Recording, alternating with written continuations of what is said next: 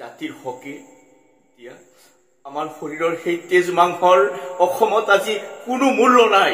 আজি কোনো মূল্য নাই। ইমান ৰাতি হল আপুনি এতিয়ালৈকে টোপনি যোৱা নাই। খুৰা, আপুনি ইমান কি চিন্তা কৰি আছে? কওকচোন খুৰা, আপোনাৰ কি হৈছে? টোপনি নাহে ঐ। তুমি আহিছা? বহা, সেইবিলাক বহু কথা শুনিব খোজা যদি তেনেহ'লে মই কম আৰু। বহাইতে বহা। ঠিক আছে খুৰা, আপুনি কি চিন্তা কৰিছে কওকচোন? ভাৰতবৰ্ষৰ পাঞ্জাৱত বসবাস কৰা পাঞ্জাৱৰ প্ৰত্যেকজন নাগৰিকক পাঞ্জাবী বুলি কয়।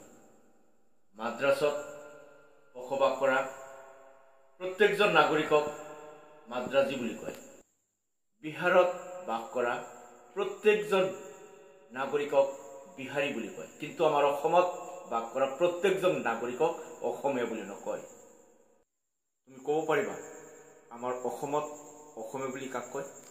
জানো খুৰা, আমাৰ অসমত বাস কৰা প্ৰত্যেকজন নাগৰিকক অসমীয়া বুলি কয়।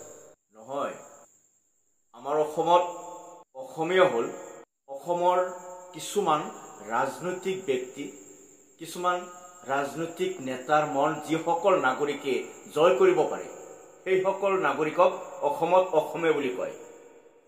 আজি অসমৰ সাহিত্যিকসকল, বুদ্ধিজীৱীসকলৰ কথাৰ কোনো মূল্য নাই আৰু আমাৰতো কোনো কথাই নাই।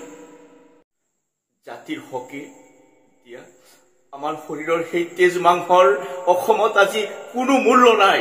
আজি কোনো মূল্য নাই।